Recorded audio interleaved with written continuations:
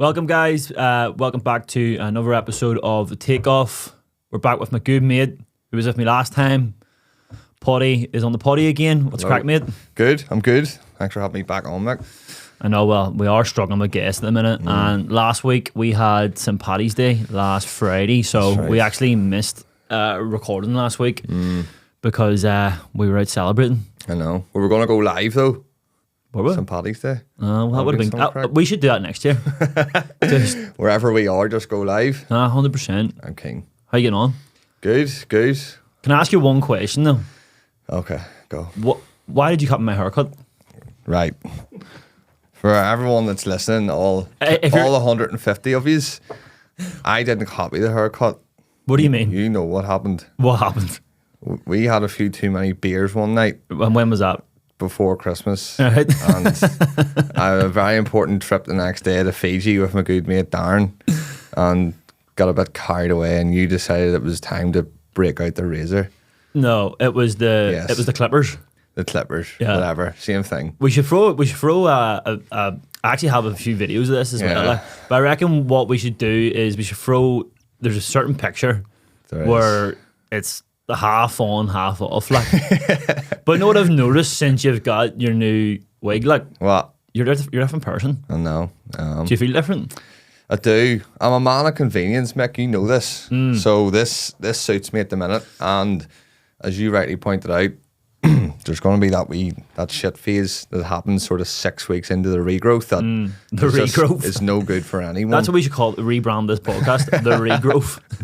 So I've just decided, save myself 10 minutes in the morning, keep a shaved head. That's what I reckon. Though, do you ever see all those like tech moguls? They all have like one friggin' get up. Peter Griffin wardrobe. 100%. Love it. Love it. What's your man called from the one who died at Apple? Steve Jobs. Steve Jobs. He only had like one outfit, didn't he? Yeah. Jeans and a black t-shirt or something, wasn't it? And a pair of like those old school like New Balances or something. Aye, but they've made a comeback now. They have. They are. The Steve Jobs dad shoes. Bouncy heel. Love it. Those bouncy heels. 100%. Step out of the morning with a You've bit of got a a bounce. pair. What? I'm not a fan, but if they're good enough for Steve Jobs, I don't. Yeah, I do have a pair of new, but for running. aye. But I don't wear them around the town. Like, I you certainly wouldn't be walking them into a meeting. Pair of big bouncy boots. You'd be surprised though. I know, but that's all to go. So I've started just rocking a black t-shirt every day.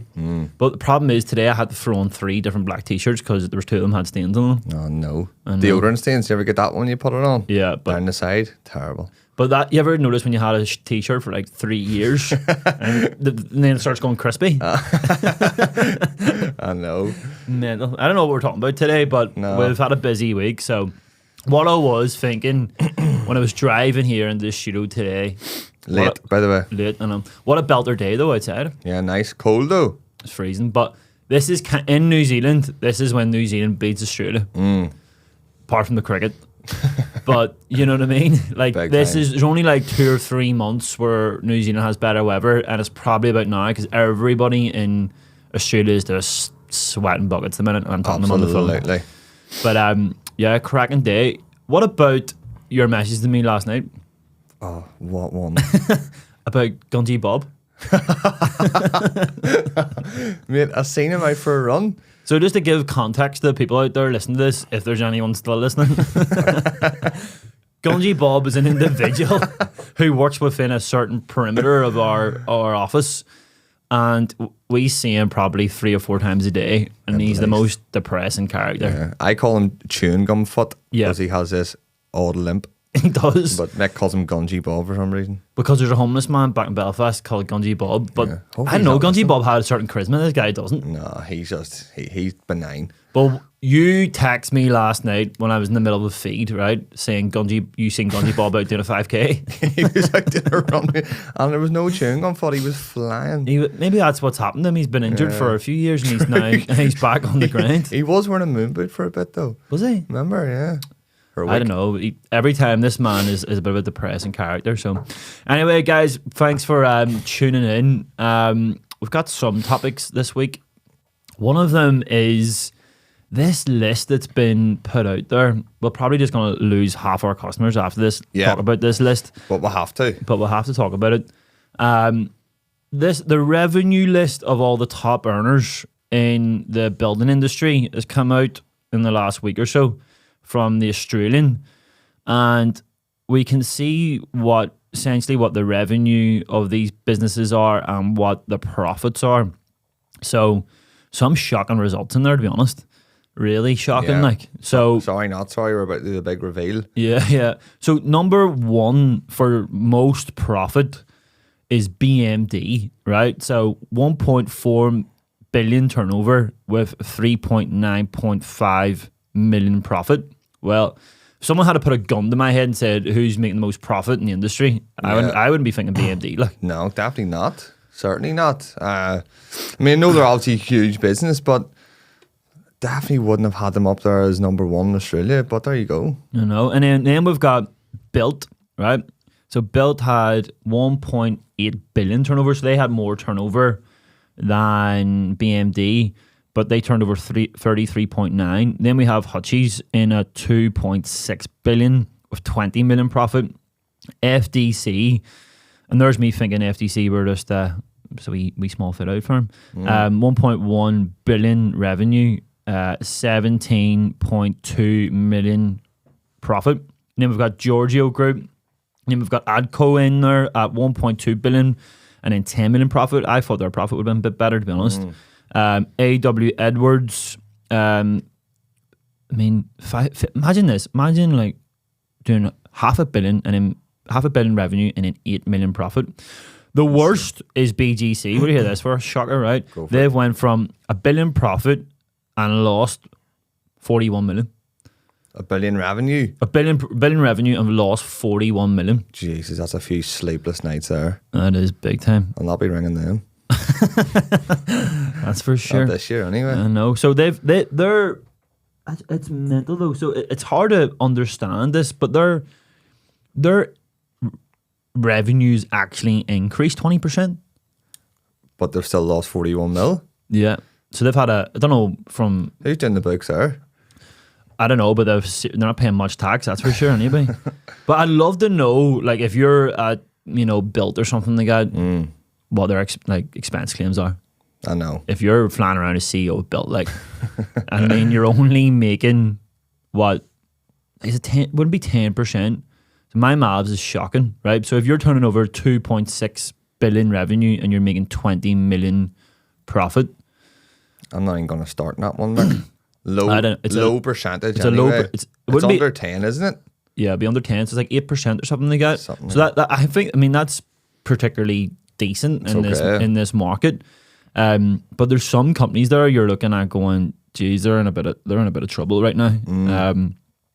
Certain businesses have their revenue is dropped 96%. That's insane. 81% for Scavello Group. And this was a bit of a year of a comeback, though, wasn't it? Like with everything sort of settling back down, and well, maybe this year is, but last year certainly was a bit of prosperity in the market. So yeah, but I know it's interesting looking at these figures. So everyone's talking about this profitless boom, and it does look like it. But ultimately at the same time, you look at say like a Hutchies, right? They're doing 2.6 billion revenue. They're employing 600-700 people, could be more. Yeah. And then they're still making 20 million all profit. So they're paying all those people. They're paying all those expenses, which are obviously going to be through the roof. Yeah. And still making some profit. Do you know what I mean? I think making profit in this market must be challenging. Obviously, we've seen with PBS, Condev, we've seen with multiple contractors, Lansky and all. They're all having a bit of a murr. So when's a good time to be in construction? Do you reckon?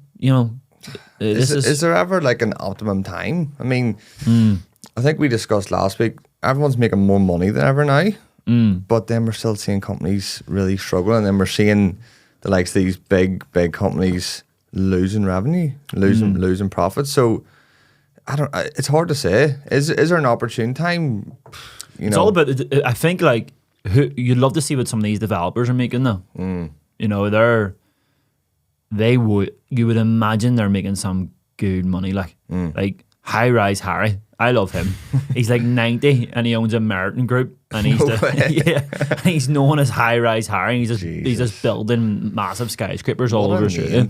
I know. I think we need more names like that in construction. High Rise Harry. You know, like I don't know, like Horizontal Harold, big civil man. Big civil, big grunty fella, South African. No, 100%. I don't know. I think, but the problem is that construction is just, it's deemed to be so boring. Like if you're in school right now, you never think of going to construction, do you? Like? No, never. It's never really talked about too much in school, though. That's what I get real back up as well, especially in like careers classes and things like that.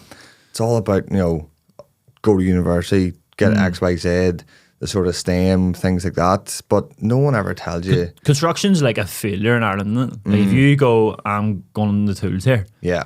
It's legitimately... You're literally looked down upon 100%. In some instances. And then you have these guys, contractors, come from the tools, making fortunes. 100%. Absolute fortunes. Imagine someone told you, in this market, you could be a contract administrator, an estimator on X. Well, 15 not on years X. ago. I mean, was that ecstasy? imagine an estimator just on gear in the middle of the day. Some of them need it. I reckon. Liven up a bit. They do. A bit of Adderall in there, flat out. Because estimates flat out the door. But it's insane, the money that some of them make, and you're thinking, I know we would now if we had kids, we'd like, seriously think about it, because we know what can happen. If you're 18 though, right, all you're really thinking about is sex, beer, money, and that's it. Lying in. I sleep in, definitely. Like my wee cousin messaged me yesterday, and he's doing I don't know. I don't know how he manages it, but he manages to just smash it in all areas of life. They're actually incredible. Like he's 19 and he's doing a business presentation at Anfield. Jesus, I know, and You'll never walk alone, Rory. I know, but he's got his own wee red tie and all. And I'm like, and then he was in Prague last week with the boys, and he was on an absolute mad one. He has mastered balance. Yeah, listen, he's cooking steaks at 4 a.m. Did I see one time? Yeah, it's unbelievable. Yeah, like they are amazing. Actually, and he's only first year too. And like first year's only, I keep saying to him, lad, don't worry, first year's only 10% of your overall course. Yeah, just go mental. But he's smashing it. He's making me. I keep saying to him, do you want an internship? And he keeps turning me down flat out. Yeah, true. I know, it's hard. Wise man, Rory. 100%. But you do think, like, how do we get kids at 17, 18 to come into the industry? Like, we need more high-rise Harrys and horizontal Harolds. Like, True. Well, money's obviously important too. If you're able to detail what the earning potential perhaps is in construction, it's certainly a factor, especially for a young, hungry man or woman. And I think we've noticed the past couple of weeks now that that's creeping back into preference or priority list with certain candidates I spoke to this week. There was a couple of years there where naturally it wasn't number one priority. It was security or flexibility. Now it's almost going, right, okay, this job. So when you're talking about these people who are, like, obviously don't mention names. I'm mostly speaking about John from such and such. I'm mostly referring to the candidates, the job seekers now in the market. But where is this, in Australia or New Zealand? Well, mostly New Zealand recently, but certainly I've had a couple of conversations with Australian-based candidates that are now.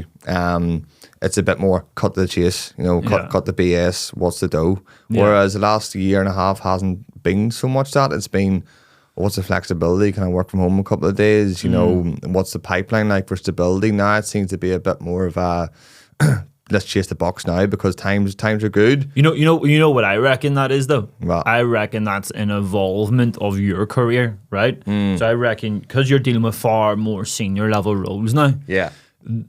Where, say, I don't know, a year ago you were dealing more in the intermediate sort of space or senior space even. Yeah, true. Now you're dealing with these nearly like senior and executive level. They're just going, right, you've got me on the phone. What are we talking about here in terms of money? Yeah. Do you know what I mean? Because if those guys are never unemployed. No. And I mean, they know that they're always going to have job security. But those ones who are in the mixer right now, say in the residential industry or, whatever it might be, they're probably still a little bit worried of what's coming next. Yeah. You know, like Yeah. you just have to look at these results. Yeah, You I know, and know. going, companies are losing 40 million and turning over $1 billion. Mm-hmm. I mean, it's insane. So you mean there is an element of, in that junior intermediate space, all you should be looking for is longevity, Yeah. security, opportunity for development. And making a good salary. Like obviously, if you can make a good salary but aren't a major overhead to the business, Yeah. that's big. But these big dogs you're talking to, you know, for these large transit schemes or massive construction projects, they know their worth. Yeah. Yeah. know what I mean? No, but they also, I think, they're fully expecting to know when they're speaking to me about a job that they're going to know a broad range of what it is. But I've just noticed a bit of a throwback this week. Going right, you're talking enough shite. What's the dollars? Shit 100%. away. But Yeah. it's a bit refreshing too. Yeah, Shit I into it. I do prefer that. Yeah. Just get stuck in. You know what I mean? Like I always prefer dealing with candidates that are black and white. Yeah. Where you know where they stand. If they're saying to you, "Listen, I want this, this, and this," and I go, "Right, sweet." So if I get you that, and that, you're all in. You're in, yeah. But that grey stuff. I go, well, if I do get you that, are you going to accept it? And they're like, I don't know. Yeah. I have no interest in representing people like that. Do you know what I Exactly. mean? I need people who are a bit more sort of to the point. Do you know what I mean? So another thing that I'd read this morning, right, is about construction projects in New Zealand, right? That mega construction projects in New Zealand are only delivered on time and on budget 0.2% of the time. Jesus. Like zero, it's basically never. We'd have a better success rate. Well, I mean, you could just give it a We give it couldn't a crack. build a sandwich. I mean, 100%. So 0.2% of the time, and then I'm like, that. I reckon that 0.2% of the time is when there's been like 2 or 3 Aussie companies have come over to New Zealand Yeah. and have built like Centre Group and Icon and stuff. Yeah. But the reason that they were talking about that is because Canada's immigration has grown by 1 million Seen in the that last this year. 12 months. Yeah. That's mad. 38 to 39.1 million in 12 months. Like that's insane. So if you think it's grown by 1 million, how many applicants have they had? I know. Do you know what I mean? True. Or else they're breeding like mad. Well, I Must mean, be cold. Everyone's inside. That's it. Freezing out there, nothing else to do. But I think, I mean, if you look at that as well, but you go, how is Canada able to bring in 1 million people in 12 months? That's like 800,000 people a month, like engineers, qualified, skilled professionals. Yeah. Do you know what I mean? I think like Australia really needs to be looking at stuff like that from the perspective of the skill shortage that there is. Like the skill shortage is just nuts at the moment. As an example, I'm recently recruiting for a subcontractor for an operations manager, and I had someone apply from Canada. Yeah. Toronto, wasn't it? Yeah, and they were wanting to leave because of the 10 years of harsh winters. Yeah. Don't blame them. I know. Grim. And you know what I mean? So and this guy was Indian as well, so I mean it must have been tough for him. Yeah, I'm sure it I mean, it was. must have Yeah. been freezing. So he's like, right, I need to get into the warmer climate. But now, like this particular firm is looking at ways of trying to get him in. Yeah. But it's going to take like 6 to 12 months, and this particular business isn't even accredited. Yeah. You know, so like, if you're a business out there, you need to be accredited, Yeah. and for an absolute minimum. I know we spoke about it briefly last week, but I mean, what is the struggles with doing it? You know, but with a business being accredited, I know there's certain parameters that need met with revenue and size of business and stuff, but yeah, it has to happen. So Absolutely. when we done it like 3 years ago. Remember we sponsored you? Yeah. You had to prove that you turned over more than 1 million. You had more than 5 employees, and you'd done all the labour market testing. Yeah. But is it got more complex than that? Maybe, but I would assume it's still the same because like it's harder to find people now than it was 3 years ago. Yeah, definitely. Do you know what I mean? So and that's partly the reason now I think there's a bit of a return to, you know, job seekers are now noticing firsthand the resource shortage, and they're taking advantage of it by going and tapping the door. Well, I think I'm worth a few more quid because you can't find anyone else like me, and are they wrong to do it? stuck. And well, you know what word I hit? You just said there. What? Job seeker. Job seeker? Why? I don't know. It's I'm the just, same mate, shit. there's viewers out there, you know, we need to be clear here. What? Someone who's seeking a job. job seeker, But candidate, whatever you want to call it. It just reminds me of the dole back home. Yeah, my dad works for the dole. I'm sick of hearing job seekers allowance and decision making. This is a gig, right? But I'll just tell you it for a laugh. I used to do a double. Oh, Dad, you're listening. Yeah, if you're listening. He's one of them. Listen, Fraud squad. Paddy, I used to flat out do a double, right? What do you hear this? So I was 18 and I was in between because no one told me about construction, right? And I hadn't got into recruitment at that point, and I was working cash in hand selling hair extensions, right? Mental. So I was wearing like a black t-shirt and a black suit trousers and a pair of black. I'm like, I look like a waiter basically. Classic. Like Gordon's chemist looking. Gordon's chemist. That's a gig. Basically, 100% Gordon's, right? Yeah. But then I was like, I look far too employed here. So I used to beat down the road on my lunch every second Monday, right? Right. And have to get changed into shittier gear to look unemployed. Nice. You know what I mean?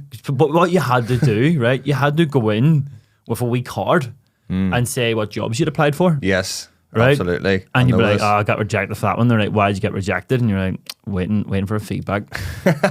But then you'd be behind, you'd be sitting there in front of someone and there'd be like two drunks in the back, literally throwing digs at each other. I know. And it was like, it was nuts. It was mental. Like, it's insane. And I remember I was making like 50 quid a day, right? Cash. And then I was getting like, what do you get? You're getting like 77 quid a week or something. Depends how many kids you have or something. Like, you get more. What'd you lie about that? Well, hopefully not. But I think I got 50 quid for the age I was or something every week or something they got. So I was, for like 18 or 19 living at home, I was making what? 50 quid a day. So that's £1,000 plus the dole, another 200. So it was £1,200 a month. Wasn't too bad, like. That's great. I know, it was great. With inflation now, you're probably talking close to 2. It's you decent, take it. 100%.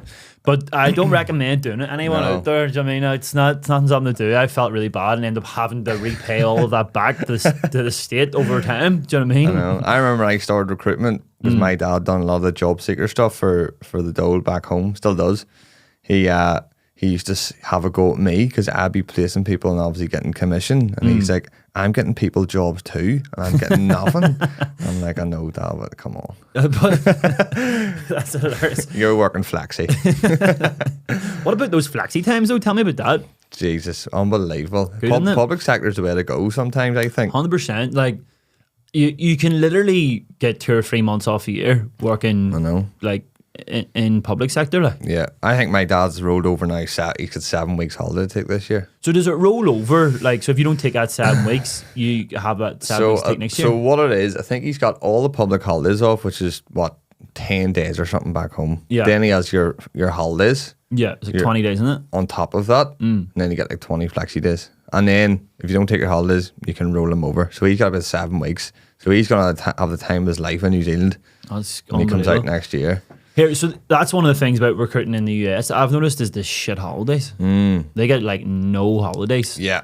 They get like Columbus Day, friggin' what I was about to say, Day. Good Friday, but they don't get that. They don't even get Boxing Day, do they? They're straight back in. They get Christmas Day. I think they get Thanksgiving. That just happens to be on a Sunday, I think, every year. Something they get. Yeah. And then they get 4th of July, which is my birthday. And then I don't know what else they get. It's like 10 days or something though. Yeah, because I'm going to Canada in July for 2 weeks to see, because all my mates are in Vancouver or Banff for all those places. And I've had to try and work around them to try and get. I'm like, this is a joke. So do they not get good holidays either? No, they're the same. They're very similar. I think they've got 2 weeks or something a year, and then obviously they're using that where partners or parents and stuff coming out. So they're taking a day off to see their good old mate Pat.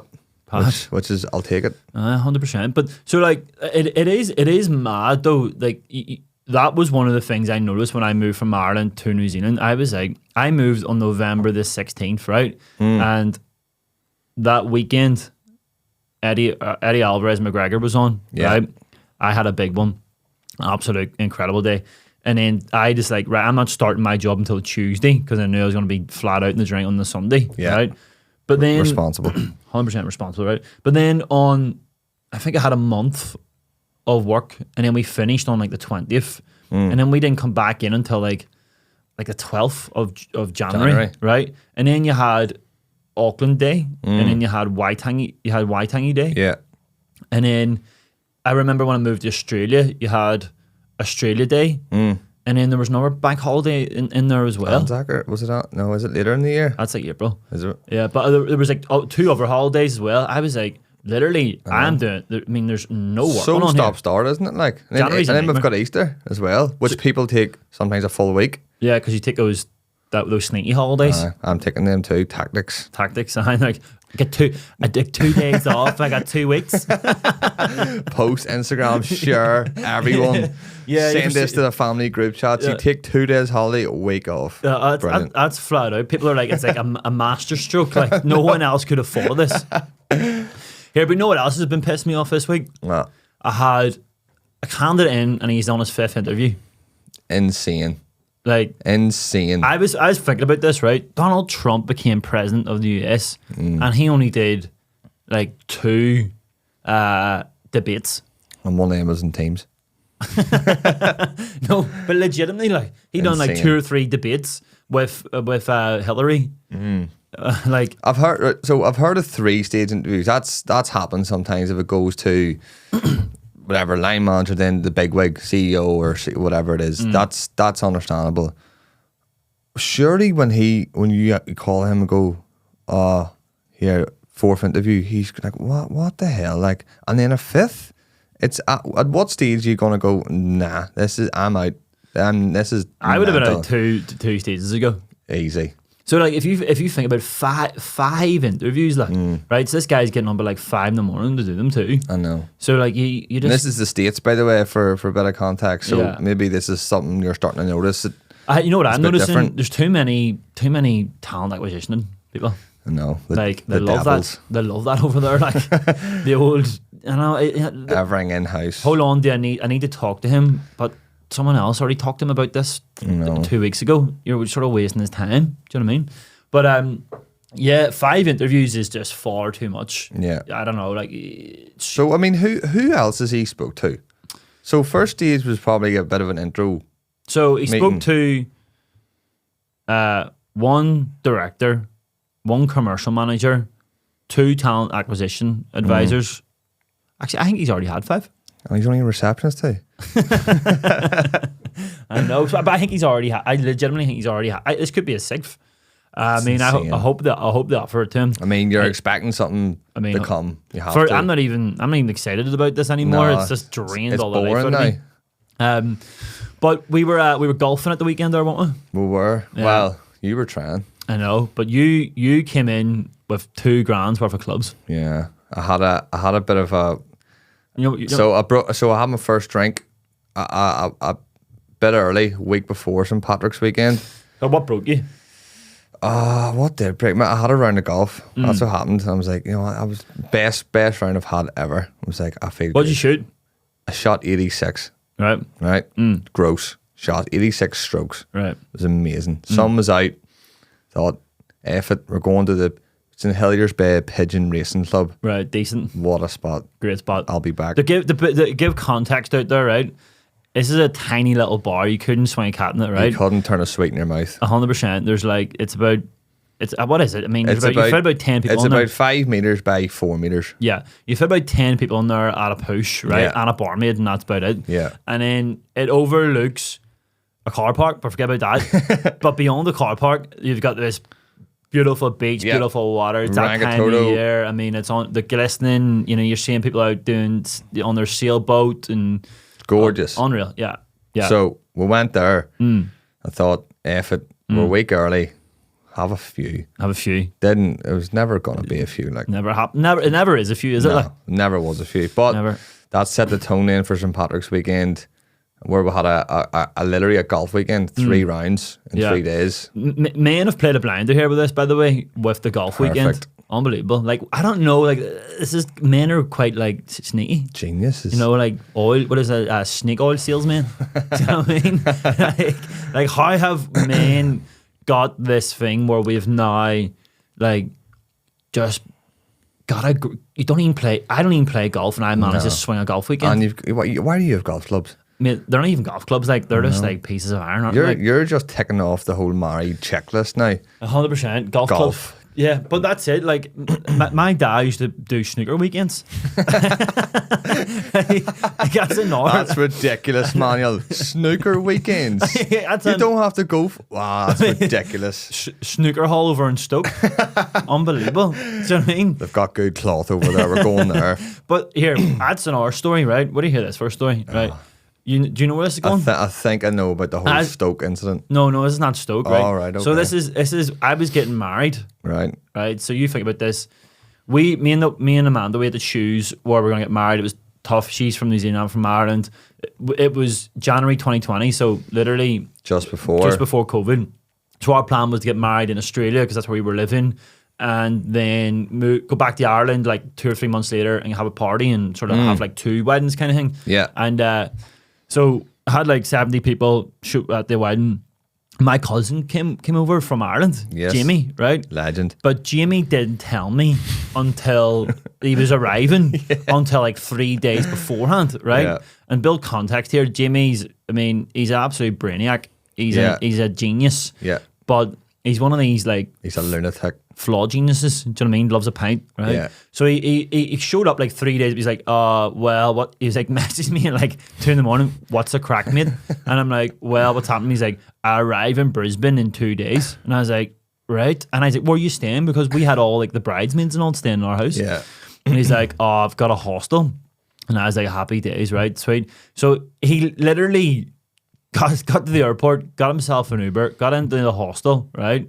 And then didn't even tell me, but got a boat from the city, from Eagle Pier, whatever you call it. Yes. Right up to Bulimba, right? Gets off a boat, shakes my hand, right? Bam, a beer. First thing he asked, any good snooker halls around here? Right. And I'm like, are you serious, Jimmy? Like, I mean, you're just arrived in 32 degrees. We're down at the like, waterfront and you're looking to go into dingy dark hole to play a few frames. 100%. I was like, I love it. Love it. I was like, did you bring your cue with you? You know what I mean? He was like, no, I wouldn't have been surprised if he did. Probably his own choco. That's the type of guy definitely his own chalk. You know what I mean? But pulling a snooker weekend has to be... That's next. That's next. Definitely. Got some good cloth up north. 100%. We're going up for a 3-day weekend. 3-day weekend with a few frames. But the industry at the moment continues to be a bit weird, construction. Yeah, construction. So our next topic here is the difference between New Zealand and Australia. Yeah. One of the things I want to talk about though from that weekend is the difference between Irish and English. Jesus, don't get me started on the differences. So there was loads of... Chalk and cheese. Well, wait to hear this. First start, right? We went in with a group. There was like 14 of us and there was like 4 Irish and the rest were English. Yeah. And we went into this Kiwi golf course and the fella literally gave us discount. Yeah, Charlie, if you're listening from Whangamata Golf Course, legend, mate. Thanks, mate. He gave us discount because we were Irish, and then all the English had to pay top. Yeah, give us members fee because he heard the accent, and then he heard a few, all right, mate, behind us. Full fee, 100%. Respect, Charlie. Yeah, I don't know. Like we just managed to get it. I know. But I don't know. It's just the accent. I don't know, mate. It's just brilliant. Friendly bunch. Yeah. That's accommodating, warm people. Yeah. Well, we were at a big important meeting the other day with a massive institutional client working on a $6 billion project, right? And they went. Literally, we had to wait like 4 weeks to get a 20-minute meeting with this guy. Yeah. And he literally said, oh, it's always great to have the Irish. The Irish travel well. I know. You know what I mean? You're like, you don't get sick of hearing it though, don't you? Know? It's weird. Oh, look, you know what? You don't get it. You don't get sick of hearing of like the Irish, like how good or how well we're perceived. Yeah. But then you do get sick of like seeing fellas from like down, like I mean, yeah, Kildare. Like you'll not catch me in an Irish bar, like. Yeah. Can we all speaking to them? Apart from the Claddagh. Yeah, Claddag's the best. But the difference between New Zealand and Australia is, I mean, it's getting fairly evident. All the different sort of like nuances. Yeah. Like what are your takeaways? From a business perspective, I probably prefer doing business with Aussies. Yeah. Generally. Now, I'm not painting everyone with the same brush. Don't be jumping down my throat I like Kiwis, love them. So I live here, choose to live here over Australia. But doing business with Australians, I think, is a bit more black and white. You know what they are? The Aussies are just like, I think it's the heat. They're pissed off. They're like ruthless. They just haven't got. They just no time. They're like, Mick, get out of range and don't talk to me again until it's done. Yeah, basically, like I got a message yesterday, and the message returned back was 36 grand. That's literally what this business owner replied back to me. He's like, this is what I'll pay, 36 grand. Yeah. And I just went, done. Right? Yeah, 30. I mean, like, I love that. It's in black and white. They're used to doing business. I think they're a bit more like mature, but then also I just feel like the heat's ground them all down. Like, and they're just, I mean, they just can't wait to get back onto their veranda in the gaff. I know. Sit on the old front deck there. Couple of beers. Couple of brewskis. I think we should do a bit of a call log of the time someone speaks to us in Melbourne versus Cairns. Bet you the one in Melbourne's way longer.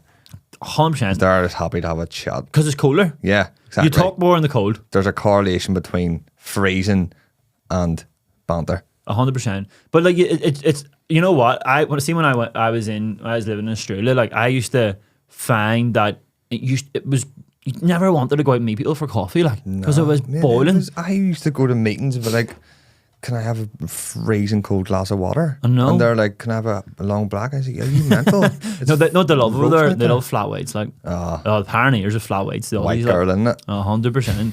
But it's, I mean, I find that someone chewed my peripheral balls off the other day. In New Zealand, because they said I was taking all their people away to Australia. Remember that? Do you remember that? And he was raging. He was a prick. I know. I mean, it was like you weren't even taking them from his company. I know. I was like, chill out. And it's not, if anybody wanted to leave New Zealand, it's not because of me, mate. Do you know what I mean? There's probably and not the root cause. Yeah, maybe they're because there's like they're maybe paying $100 grand more. Yeah. The houses are $1 million cheaper, and it's a bit warmer. It's a bit warmer, like. And there's less ram raids, and you're blaming me. Do you know what I mean? No. Just chill out. I know, but I do prefer. If I was to pick Aussies, it would probably be for business, because it is black and white, and it's very much get it done, no effing about. This is what we want. Come back to me when you have it. If you don't, talk. But then they don't fall out of you either, no, right? Don't. So like, it's totally professional. It's like if you don't have someone, they're like.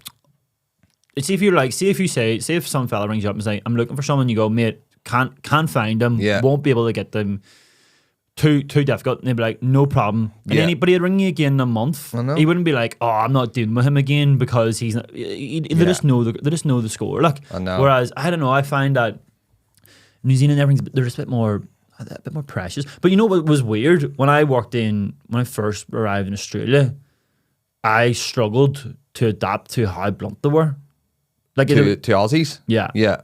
Like they were so brutally blunt. Yeah. And then I was like, fuck, these guys are rude. I know. You know what I mean? I know. But then I'm like, you became your mates was so many of them. Like, yeah, 100%. But then I prefer it now, because it's just like, I'm getting 300 emails a day, Mick. Stop wasting my time. This is the money. This is what we'll do. Here we go. And you're never like working on a search and you don't know whether this is a real job or not or anything like that. Like it's always more just like it's solid, clear, isn't it? do you know what I mean? Yeah. Whereas in New Zealand, they're always like, yeah, we're always looking for good talent. we'll maybe take someone. Yeah. Like what do you mean? What does that mean? We're always looking. If you're always looking and you don't, I don't know. I find those companies to be a waste of time to begin with. Yeah. But I mean, I think there's a lot for a newcomer. I think, someone starting in recruitment new, New Zealand's a wee bit easier to get the grips with, because people are maybe a wee bit more willing to have a chat with you, which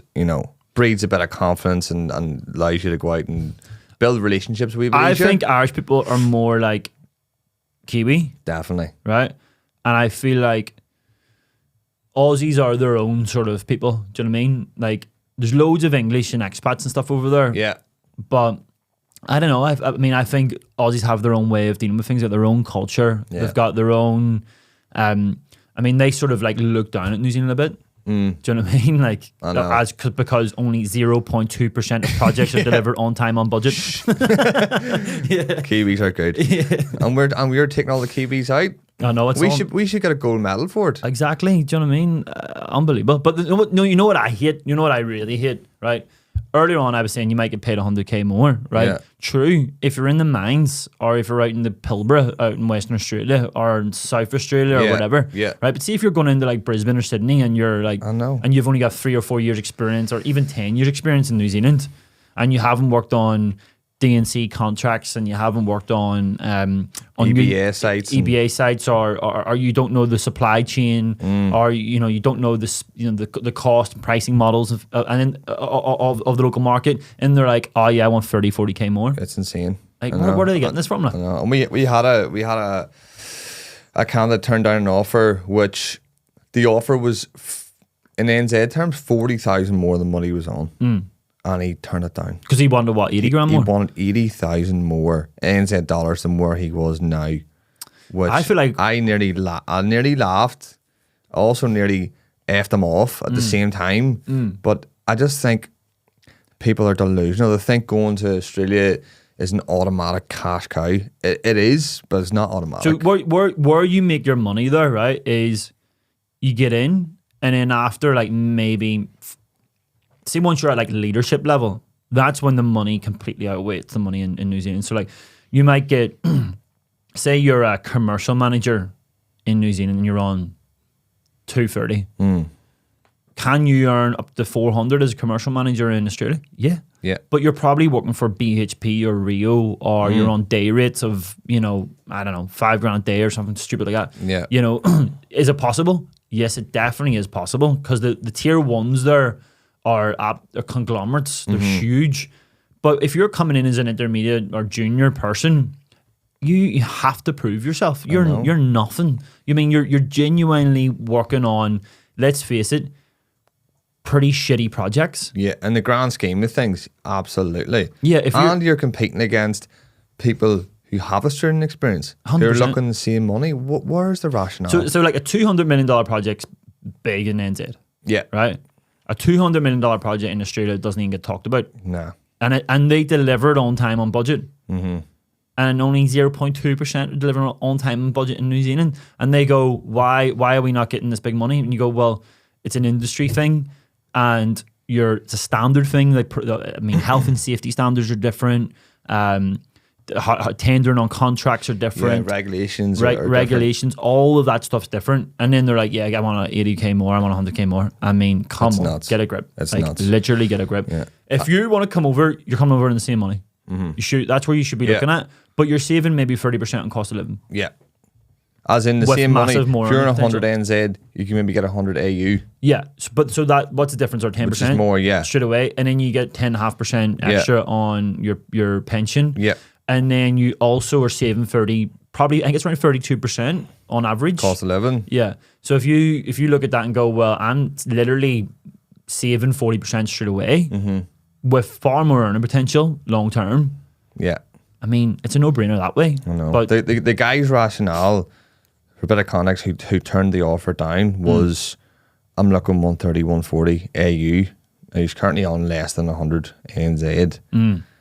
He said, okay, I'm going to turn the offer down, spend a couple of years in New Zealand to get my experience up so I can go get that in Australia. Won't happen. I'm like, mate, you maybe get why don't you go now, get the money and the Australian experience, and you'll have it all in one. I know, but there's so many time wasters out there as well. Yeah. Like, there's loads of like time wasters. But there's this guy, and he's the biggest time waster of all time. I went back, he's been messaging me since 2013 about jobs. So he messaged me when I was in Ireland.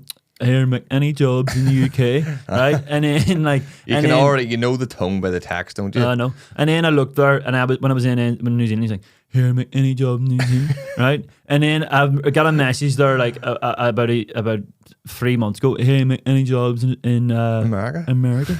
I'm like, and you never bother like coming for everything. I reckon people have this like, what do you call that thing when you've got I can't remember the word, but they've got like a little bit of they love knowing what they could make. Yeah. they're like, it makes them like a bit excited or something. Yeah. Do you know what I mean? Then They're they like, do nothing about it. so like they're say they're in like, I don't know, you get these messages all the time from like boys back home in Ireland, UK, and they're like, here, Mick, what do you reckon I could get as Someone as like an me. intermediate QS? How much money could I make? You're like, Christ. I mean, what do you? I don't know. How long I have you honestly, got? I like, one, where are you looking to work, mate? 2, what have you done before? 3, what type of company, consultancy, contractor? I mean, what are you talking about here? I mean, do you want me just to, I feel like just giving them a big range, you know, Yeah. like between 0 and 200. There you go. Somewhere Does that between work there. for you? Yeah, I know. And then they get annoyed. I had I this know. South African girl from New Zealand getting annoyed at me last year because I wouldn't give her a range. Because I'm like, it's stupid. If you don't come on the phone and talk to me, Yeah. it's nearly impossible for I me to know. tell you what you're going to earn. It is. Like, where you going to live? Sydney? It's different from Brisbane. It's different from Melbourne, Darwin. You may go make some danger money out in Papua New Guinea. I Yeah. mean, what do you want? What do you want? No. So So back to that sort of, just quickly on that, you know, newcomers to Australia. I spoke with a director of a national QS business, and he said, because he's actually came from New Zealand to Australia himself, he said it takes 2 years to know the market, and he stressed no in inverted commas. Yeah. And he said it takes 5 years to be able to have enough clout to influence and Yeah. guide a conversation. That's what 100%. So you're 5 looking at years. so what's that? 7 years. You're talking about 5 years all in, or 5 years all in. All in. so 5 years all in before you have any respect. yeah. That's what you're talking Your about. network's built up and you can actually have a say and influence stuff. 100%. But it's true though. Like no one respects the guys just arrived. Yeah. You have to build it up, and people like there's a chap that I'm dealing with from South Africa moving over, and he's amazing in South Africa, but he's nobody in Australia. Like he's a nobody, Yeah. right? And he is telling me I want a director role. I'm like, get real. Yeah. You're literally would do well to get you'll get a South senior QS or maybe at an absolute push like an executive QS role or something like that. Do you know what I mean? Yeah, if you're emigrating, you go back. Yeah. Yeah, of Unless you're going into those like regional areas or big mining or infrastructure projects in the middle of nowhere where you're doing FIFO because no one wants to do that work. Yeah. That's where you'll go and you'll make money straight away, and you'll Yeah. maybe have 12 months before you're doing really well. Yeah. You always go back. Like when I moved from Belfast to Auckland, Yeah. I didn't go in from like I was like basically running the team in NZ or in Belfast, and then I come out and then I'm a senior. It's just the way it is. It's Yeah. just, I mean, you don't come in because you've got no contacts, no knowledge, no way of doing things, no relationships. I mean, yes, you know how to do it, but you don't know what way we do it, Yeah. and that's exactly. that's what you're learning. So yeah, people do need to have a bit of reality check. Yes, times are good, and people, by all means, let's capitalize. Why not? But it will come. But don't be expecting to get handed a golden envelope as soon as you land in Australia, because it just doesn't happen anymore. And on a global scale, the rest of the world is caught up too. Yeah, so like even but guys in Dublin and London will be Yeah. earning the same money as they are in Brisbane. Dublin construction for the first time last year were higher salaries in London.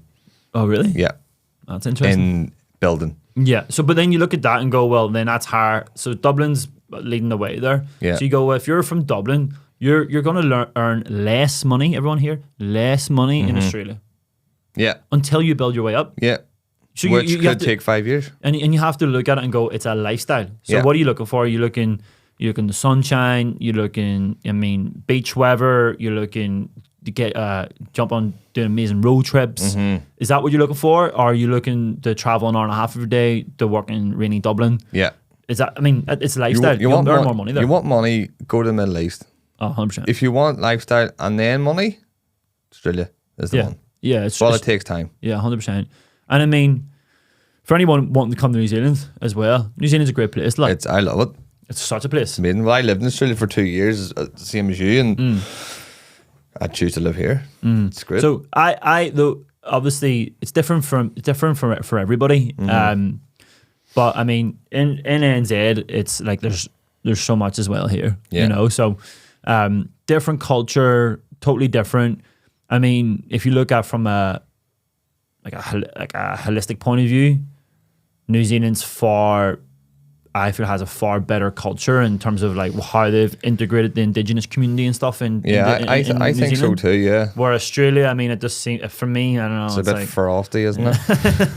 it's you know, It can be anyway. it's I don't know, it just doesn't seem to have the same like level of commitment to things. No. You know, like in New Zealand, like it's normal for everyone just like to greet each other and like in marry, like it's like kia ora I for think saying hello. And, I think here you're totally enveloped in it. Whereas in Australia, it's like it's forced a wee bit. some days you'll think about it and Someone told me like how to say hello in the Yilbara language. I wouldn't know, No. but I would want to know. But I just don't think like Australia has completely embraced it. Like a whole Australia Day thing for a start. Yeah. I mean, like Invasion Day. I think something there was a tally or a poll I read like in the last 3 months. Like 72% of people under 35 don't even want to celebrate Australia Day. Christ. You know, so I mean, definitely a lot of differences, but close cousins, kind of like the Brits and the Irish. Bit of rivalry there, and just to finish on that, what about the Six Nations? Oh, Michael, stop it. 100%. I'll have to Christian name you there with a Michael. 'Cause what a moment. 100%. And the best thing was, it was St. Patrick's weekend, number one. Yep. And we were on a golf trip, wink wink, Yeah. Snooker trip. snooker trip with 10 Englishmen. 10 It Englishmen. was absolutely amazing. But none. Funny enough, none of them got up at 6 in the morning to watch it. That is the difference between England and Ireland, though. Yeah. Ireland, you'll get up and watch it, even if you're getting hammered 50, Yeah, 50 even if we were 14. playing for the wooden spoon, I'll be watching it. You'll be watching it. Where the English, they're glory hunters, like. You know what I mean? In bed, feeling sorry for themselves. Oh, Definitely. who won the match? Yeah. You know who won the match. Yeah, you heard. You heard heard. rightly. I know. Right, anyway, Pat, good to have you on the show. Yes, thanks, mate. Mohara, see you next week. Back to work.